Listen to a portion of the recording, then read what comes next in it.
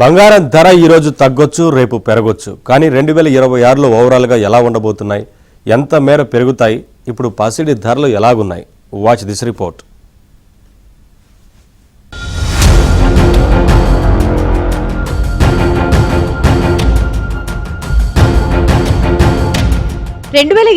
ఏడాది బంగారం మార్కెట్ కు చారిత్రాత్మకంగా మారింది. సంవత్సరం ఆరంభంలో 78,000 దగ్గర ఉన్న 10 గ్రాముల పసిడి ధర క్రమంగా పెరుగుతూ ఒక దశలో 1,37,000 వరకు వచ్చింది. మధ్యలో స్వల్ప హెచ్చు తగ్గులు కనిపించినా మొత్తం ఏడాది ట్రెండ్ మాత్రం పైకే సాగింది. పెట్టుబడిదారులు బంగారాన్ని సురక్షిత ఆస్తిగా ఎంచుకోవడం ఈ పెరుగుదలకు ప్రధాన కారణంగా మారింది.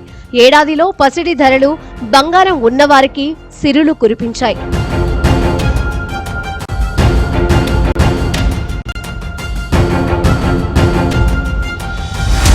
వచ్చే ఏడాది బంగారం ధరలు ఇంకా పెరుగుతాయని ప్రపంచ ఆర్థిక సంస్థలు అంచనా వేస్తున్నాయి. వరల్డ్ గోల్డ్ కౌన్సిల్ ప్రకారం ప్రస్తుత స్థాయిల నుంచి 15 నుంచి 30% వరకు పెరుగుదల వచ్చే అవకాశం ఉంది. గోల్డ్మన్ సాక్స్ రిపోర్టు ప్రకారం 2026 చివరి నాటికి 10 గ్రాముల బంగారం ధర 1,50,000కు చేరవచ్చు. పరిస్థితులు మరింత ప్రతికూలంగా మారితే 1,60,000 దాటే ఛాన్స్ కూడా ఉందని గోల్డ్మన్ సాక్స్ చెప్పింది. అంతర్జాతీయ మార్కెట్లో బంగారం ధర భారీగా పెరగడానికి పలు కారణాలున్నాయి. అమెరికా టారిఫ్ విధానాలు, వాణిజ్య యుద్ధాల భయం పెట్టుబడిదారులను స్టాక్ మార్కెట్ల నుంచి దూరం చేస్తున్నాయి. ఈ సమయంలో గోల్డ్ ఈటీఎఫ్ల్లో పెట్టుబడులు భారీగా పెరుగుతున్నాయి. అదేవిధంగా అమెరికా ఫెడరల్ రిజర్వ్ వడ్డీ రేట్ల కోతలు కూడా బంగారానికి అనుకూలంగా మారాయి. ఫలితంగా గ్లోబల్ మార్కెట్లో పసిడి విలువ 60% పైగా పెరిగింది.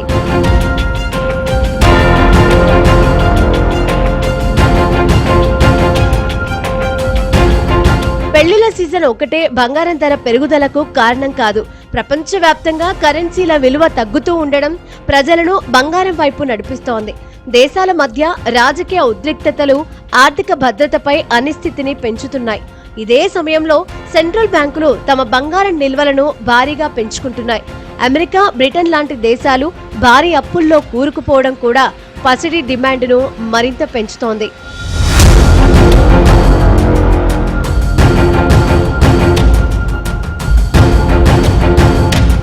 ఇప్పటికే బంగారం కొనుగోలు చేసిన వారికి ఈ ధరల పెరుగుదల భారీ లాభమే సమకూర్చింది. బంగారం ఒక ఆభరణం మాత్రమే కాదు, ఆర్థిక అనిశ్చితి సమయంలో భద్రమైన పెట్టుబడి సాధనంగా మారిందని నిపుణులు చెబుతున్నారు.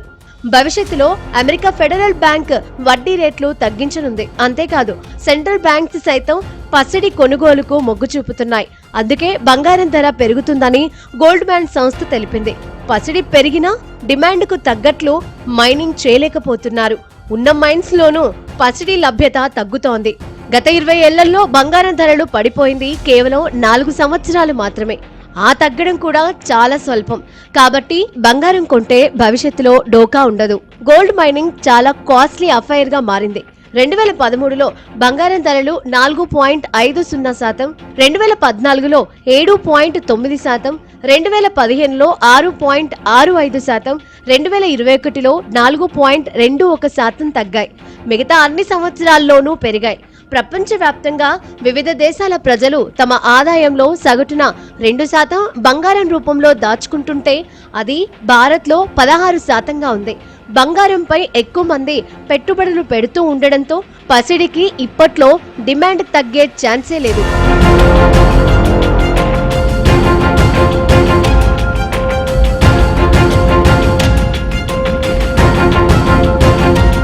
ఒక్క బంగారమే కాదు, వెండి ధరలు సైతం పైకి దూసుకెళ్లనున్నాయి.